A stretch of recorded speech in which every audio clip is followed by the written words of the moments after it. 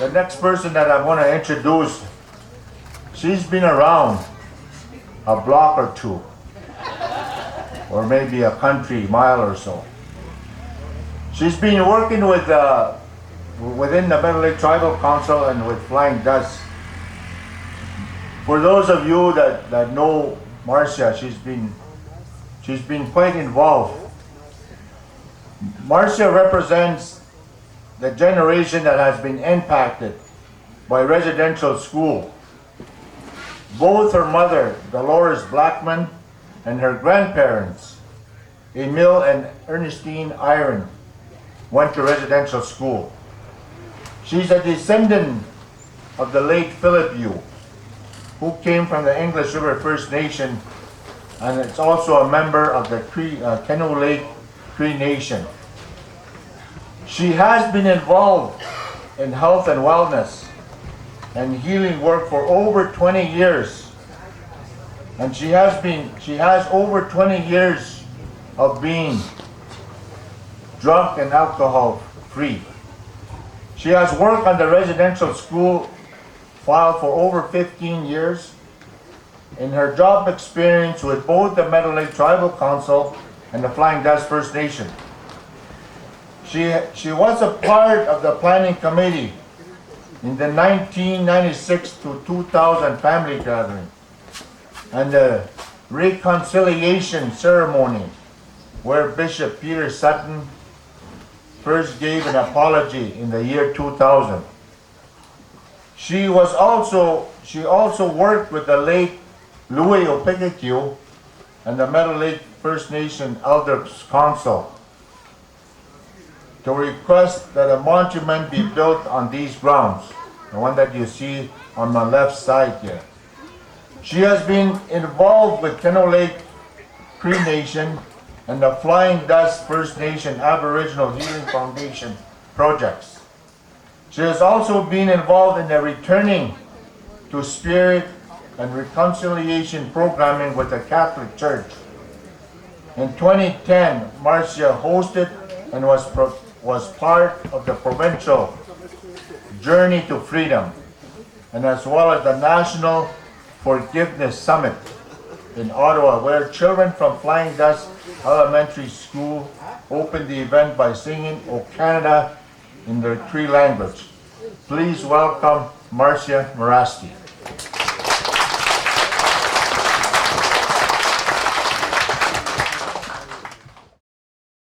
I want to thank the elders for their prayers and for the pipe ceremonies. I want to thank the chiefs and the leaders for their opening comments. I want to thank the elders Sarah Rath for sharing.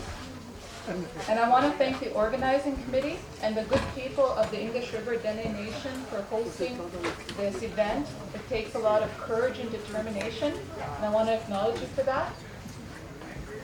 For many of us that came out today to this event, it hasn't been easy to enter into the grounds and to be overwhelmed by memories that we'd rather like to forget. This is especially true for our older generation, our elders, our leaders, and our gatekeepers. The hardest part at looking at our history with regards to residential school is facing the legacy left behind. There are many issues in our communities today. I'm talking about the family breakdown, the family violence, the family dysfunction, the alcohol, the drugs, the suicides, the loss of hope, the loss of our culture and language, and the loss of knowing who we are as strong First Nation and Métis people. There is also the loss of spirituality, because many of our people have been hurt by people who have misrepresented the church and God or the Creator. Many of these people have thought to themselves, when I grow up, I do not want anything to do with the church or with God or with the Creator. We need to address all these issues through our traditional values and our medicine wheel. We need balance, and we need a strong belief system to ground us and to center us. We need to integrate our strengths as First Nations people in a modern world. Today, We have many belief systems, and we need to respect each other's belief systems. If we don't have respect, then we are no better than our oppressors before us. As you already know, the theme for this gathering is closure. Learn from the past, learn to laugh, and learn to move on. I'm here today to give you a message on this theme, a message that's been on my heart and on my mind, and I believe I am meant to share it with you today. So we're here today to bring closure to the residential school era. The question is, how do we do that? How do we address over 100 years of acculturation, assimilation, and oppression? The answer is, it's not going to be easy, but it is possible. For those who are ready and willing to take on this challenge, it can change the course of history for our First Nation and Métis people of this land. This is a very exciting opportunity. It is a time to create the future. What are some lessons we've learned from the residential school experience? I can name 5. The first is that education is important. The second is that holistic health and our traditional values are equally important. The third is children should not be taken away from their families. The fourth is that everyone deserves to be loved and accepted. And the fifth is that forgiveness is essential to moving forward, learning to laugh and learning to move on. Forgiveness. Aha nunile, unitamuin. When we talk about residential school, we also need to talk about forgiveness. As First Nations people, we are a spiritual people, and forgiveness is a spiritual matter. Some of our people say, forgive and forget. Forgive and forget is not really possible, and it's not necessary to forget. We cannot forget the past, but we can hold it in a new way, that of learning from this experience and taking our power back. Forgiveness does not erase history or excuse what happened. What happened has happened. We have to accept that we cannot change the past. If we choose not to forgive, we set limitations on ourselves. Much like staying on reserve, where the Indian agent is the only person that can give us permission to go off reserve. Only this time there is no Indian agent. The new ticket is forgiveness. We can either forgive the event or forgive both the person and the event. So what does forgiveness mean? Forgiveness does not mean that it didn't hurt or that it was okay. Forgiveness is giving up the hurt, bitterness, anger, and resentment. It means letting go of the power those negative feelings have over us. When we forgive a person, we do it for ourselves. It is not necessary that anyone else be involved except you and the Creator. No offense, but it's not up to the politicians. It's not up to Chief and Council. It's not up to Mayor and Council. It's up to you and the Creator. Kia, Nan. We are all products of our past, but we don't have to be held hostage by it. We must practice forgiveness all the time. Forgiveness liberates the soul, and it removes fear. That is why it is such a powerful weapon. In fact, it was a teaching that our people had, never to go to bed angry. Unforgiveness forces us to stay within the walls of our present situation. When we refuse to forgive, our present is continuously overwhelmed by the past. You cannot successfully move forward and look backward at the same time. Forgiveness is like pulling thorns and weeds around beautiful flowers. And I want to show you a little demonstration here.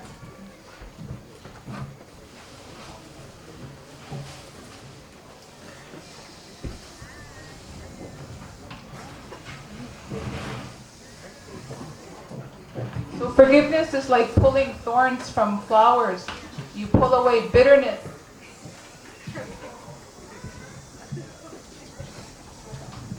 anger,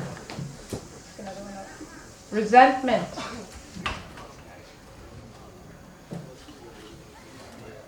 hurt, pain,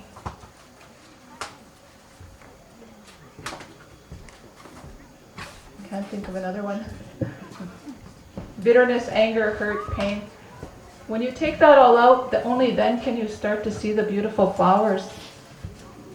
So forgiveness gives us back the beauty, the laughter, and the lightness in our lives. I ask you, where is it written for that one person to forgive another, the offender must ask for forgiveness? Where is it written that for one person to forgive another, the offender must deserve forgiveness? Where is it written that for one person to forgive another, the offender has to approve of it, accept it, or even know about it? The answer is, it is not necessary for the offender to ask for forgiveness, deserve forgiveness, approve of the act of forgiveness, or accept the forgiveness. Forgiveness does not hinge on acknowledgement. Forgiveness is a choice, and forgiveness sets the prisoners free, and those prisoners are you and me. We cannot afford to wait for the perfect situation, the perfect people, the perfect circumstances, or the perfect timing. The truth is that there will never be a perfect time to forgive. It does not exist. The time is now. I want to read a little something to you from a very wise man. His name was Solomon. And he said, there's a time for everything, a season for every activity under heaven, a time to be born and a time to die, a time to plant and a time to harvest, a time to kill and a time to heal, a time to tear down and a time to rebuild, a time to cry and a time to laugh, a time to grieve and a time to dance, a time to scatter stones and a time to gather stones, a time to embrace and a time to turn away, a time to search and a time to lose, a time to keep and a time to throw away, a time to tear and a time to mend, a time to be quiet and a time to speak up, a time to love and a time to hate, a time for war and a time for peace. So just like the song by the rivers of Babylon, we cannot be like the Israelites and sit down and weep when we remember our past.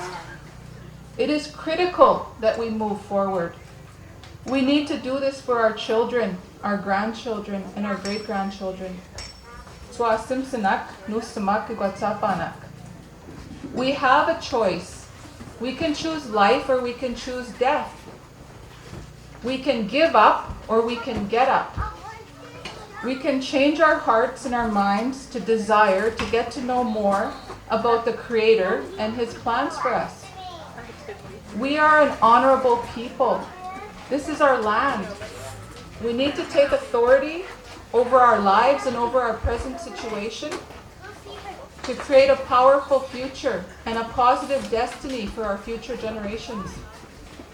As First Nations and Métis people, we have to decide, do we want to label ourselves as oppressed and victims of racism, as survivors of residential school? Or do we want to define ourselves as strong, powerful, resilient, and responsible? The experts say it will take anywhere from 100 to 400 years to rebuild our nations. We don't have that much time. Our people are being destroyed. We cannot be what society feared we would be. Savages, killers, gang affiliated, drug addicts, alcoholics, and poor parents. As Nelson Mandela said, reconciliation starts here. Forgiveness starts here. This is the time to rebuild our nation. If we cannot change when the circumstances demand it, how can we expect the next generation to change? I challenge you to think about what you can do to build a stronger family and community.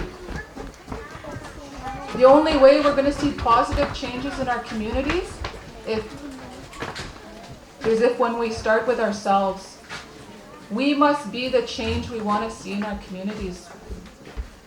We have to show our strengths as warriors for healing with strong values and beliefs. Whatever we decide to do will reflect on our children and our future. We need to freely decide to have a relationship with the Creator, to know Him, to know His thoughts and His desires for the Cree and Dene and Métis people of this land. The best way to predict the future is to create it. The way to create the future is to focus on the here and the now. Focus on the current generation and those born today. It is going to take a strong, responsible, mature, and educated generation. A generation who is grounded in who they are as strong First Nations people, who know their Creator, who will be strong and do great things for our people. In reality, it can take 25 to 40 years, a new generation of healthy young people. Our enemy is no longer the church. They are our partners in healing. Our people are a spiritual people. Without God, without the Creator, we cannot accomplish great things or great dreams.